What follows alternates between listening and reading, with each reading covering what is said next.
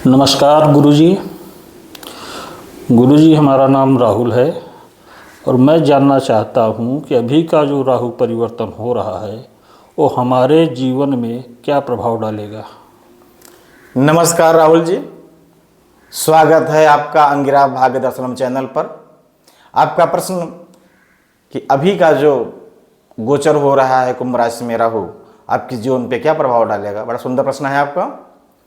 आपकी तुला राशि होती है और आपके राशि से 5वें भाव पे कुंभ राशि पे राहु का परिवर्तन होगा। दृग पंचांग के अनुसार 18 मई 2025 सायं 5:08 पे मीन राशि से निकल के कुंभ राशि में प्रवेश करते हैं। आपको ज्ञात होगा कि राहु सदैव वक्रागति होती है, राहु हमेशा उल्टा चलते हैं, इनका गति वक्र होता है। 12 अर्थात मीन से कुंभ राशि 11 पे आएंगे। आपके राशि से 5वां स्थान मतलब पंचम संतान स्थान पे, पुत्र स्थान पे, विद्या स्थान पे राहु विराजमान हो रहे हैं। सर्वप्रथम राहु 5वीं दृष्टि से आपके भाग्य भाव को देखेंगे, आपके बनते कार्यों में अवरोध उत्पन्न करेंगे। 7वीं दृष्टि से आपके लाभ भाव को देखते हैं तो अनायास धन आने के योग बनेंगे। और 9वीं दृष्टि से ये लग्न भाव को देखते हैं, आपके तन भाव को देखते हैं तो शारीरिक रूप से विशेषकर सिर के पिछले हिस्से में नसों में खिंचाव उत्पन्न होगा। बाहरी संबंधों में उन्नति होगी, बाहरी संबंधों की अधिकता होगी, आपके अत्यधिक यात्राएं होंगे और विशेष रूप से मानसिक तनाव उत्पन्न होगा। और उसी तनाव के कारण सर के पिछले भाग से लेके कमर तक में किसी नस में खिंचाव उत्पन्न होगा। अब यदि इसको मैं क्रमानुक्रम बताऊं अर्थात मेष राशि से बताऊं तो आपको ज़्यादा समझ में आएगा। जैसे मेष राशि वालों के लिए ये जो राहु का भाव परिवर्तन हो रहा है, मीन राशि से कुंभ राशि में परिवर्तन हो रहा है, उसका प्रभाव देखिए। मैं क्रमशः मेष से लेके मीन राशि तक बताऊंगा तो आप बेहतर समझ पाएंगे। मेष राशि वालों के लिए ये जो कुंभ राशि में शनि का परिवर्तन हो रहा है वो इनके लाभ भाव पे होगा, 11वां भाव पे होगा, आय भाव पे होगा। और कहा गया है त्रिखडे एकादशे राहु त्रिखडे एकादशे शनि त्रिखडे एकादशे भौम सर्वा कष्ट निवारणम, अर्थात 3, 6, 11 इन भावों पे राहु मंगल और शनि के होने पे राशि वालों को लाभ प्राप्त होता है। जैसे मेष राशि वालों के लिए लाभ स्थान पे राहु विराजमान है तो इनके आय के स्रोत में वृद्धि होगी, रुके हुए कार्यों में सफलता प्राप्त होगा, रुके हुए कामों में सफलता होगा, बिगड़े हुए काम बनने लगेंगे। पारिवारिक संबंध भी मधुरता की ओर बढ़ेंगे, विघटित संबंध बनने लगेंगे। अब राहु 5वीं दृष्टि से पराक्रम भाव को देख रहे हैं। वो साहस, भाई और पौरुष के स्वामी होते हैं। अब जब राहु 5वीं दृष्टि से पराक्रम भाव को देखेंगे तो आप में अनायास कार्य को पूर्ण करने का उत्साह उत्पन्न होगा, आप हमेशा ऊर्जावान बने रहेंगे और आपके अपने छोटे भाइयों से, अपने कर्मचारियों से सुंदर मधुर संबंध रहेंगे और आपके भाई और आपके कर्मचारी आपके लिए सहयोग की भूमिका में होंगे।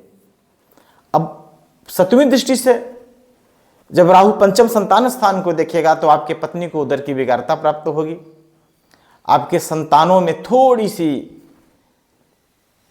विद्या के प्रति अरुचि उत्पन्न होगी, किंतु पारिवारिक संबंध और पारिवारिक तालमेल बेहतर होगा। 9वीं दृष्टि से 7म भाव को जब राहु देख रहे हैं तो आपके वैवाहिक जीवन में थोड़ा सा तनाव उत्पन्न होगा, पत्नी की भूमिका में, पत्नी के संबंध में खिंचाव उत्पन्न होगा, किंतु पत्नी का पूर्ण सहयोग आपको प्राप्त होगा। आपकी उन्नति में, आपके विकास में पत्नी की भूमिका होगी। अब वृष राशि वालों का देखिए, वृष राशि वालों के लिए राहु दसम भाव में विराजमान होंगे। जिनका वृष राशि होगा उनके लिए राहु जो 18 मई 2025 को शाम 5:08 पे कुंभ राशि में गोचर कर रहे हैं, उनके लिए राहु 10वें स्थान पे होंगे। अब यहां पे दसम स्थान राज भाव होता है, पिता भाव होता है, आजीविका भाव होता है, राज सम्मान भाव होता है।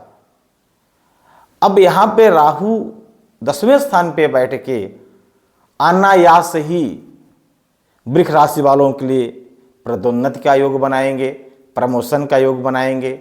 जो व्यापार के क्षेत्र में है व्यापारिक संबंधों की वृद्धि होगी, लेकिन आर्थिक पक्ष जो होगा खिंचा खिंचा सा होगा, क्योंकि राहु की जो 5वीं दृष्टि है वृष राशि वालों के द्वितीय धन स्थान पे पड़ रहा है। द्वितीय धन स्थान पे राहु की दृष्टि पड़ने के कारण धन प्राप्ति में थोड़ा सा विलंब होगा। अब कुटुंब में मानसिक कलह होगा, तनाव होगा, बिखराव की स्थिति उत्पन्न हो सकती है। राहु की 7वीं दृष्टि वृष राशि वालों के 4th भाव पे पड़ रहे हैं।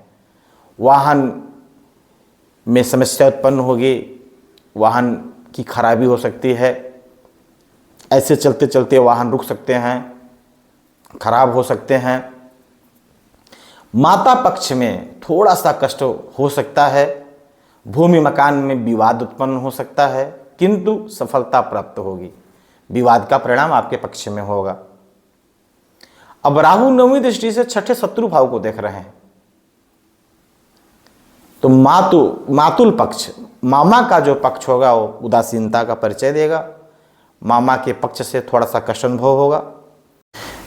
मिथुन राशि वाले जातकों के लिए कुंभ राशि में राहु का गोचर होना अति कल्याणकारी होगा।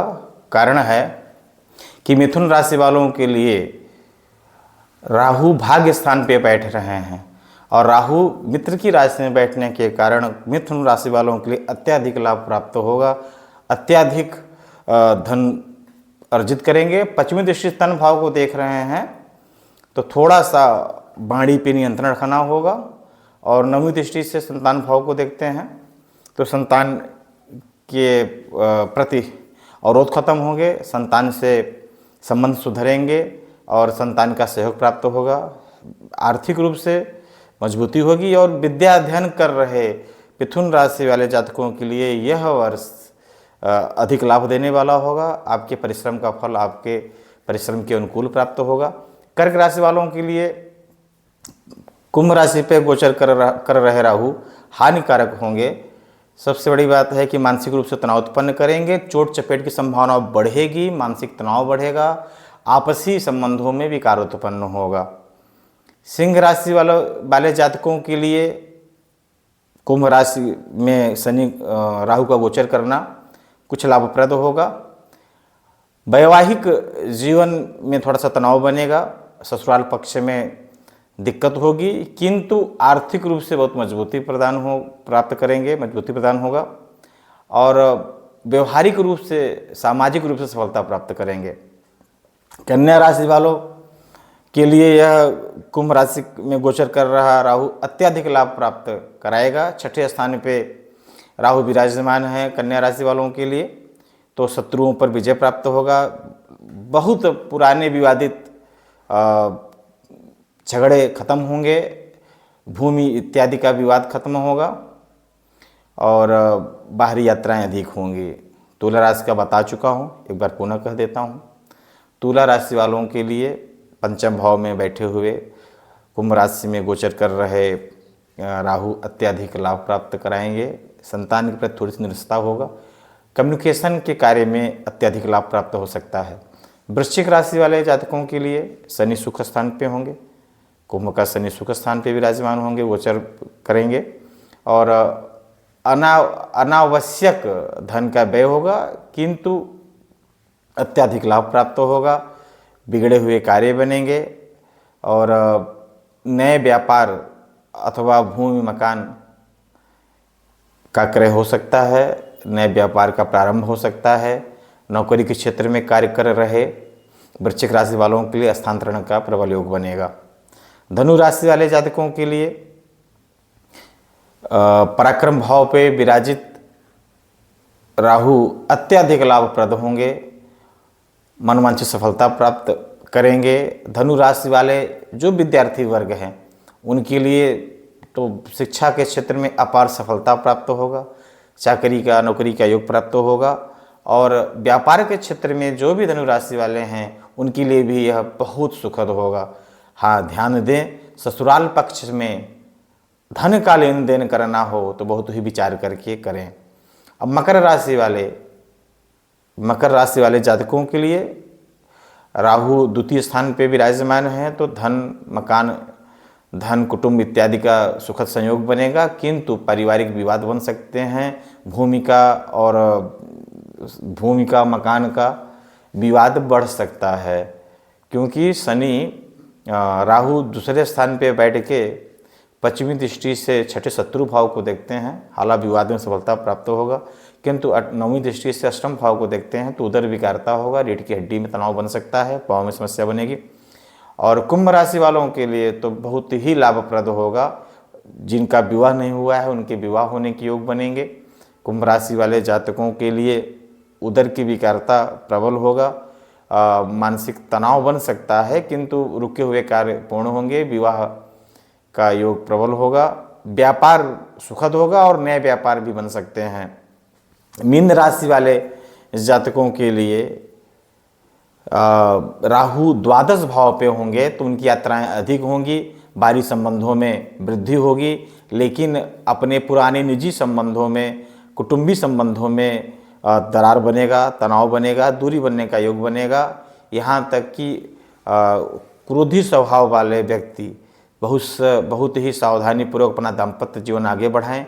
को मीन राशि वालों के लिए, युवा वर्गों के लिए ध्यान देना है कि उनके प्रेम प्रसंग के संबंधों में अवरोध उत्पन्न होगा, संबंध टूट सकते हैं, अवरोधित हो सकते हैं। यात्रा के सुंदर संयोग बनेंगे। 30 वर्ष से लेकर 40 वर्ष के बीच मीन राशि वालों के लिए यह समय विदेश यात्रा का योग बनाता है, देश के बाहर का यात्रा का योग बनाएगा। और 40 वर्ष से लेकर 55 वर्ष के मध्य मीन राशि वालों के लिए पारिवारिक बंटवारे का योग बनाएगा, तनाव का योग बनाएगा। और 60 साल के बाद वाले मीन राशि वालों के लिए सुंदर योग बनेगा, क्योंकि उत्तरार्ध मीन का सुखद होता है। धन्यवाद।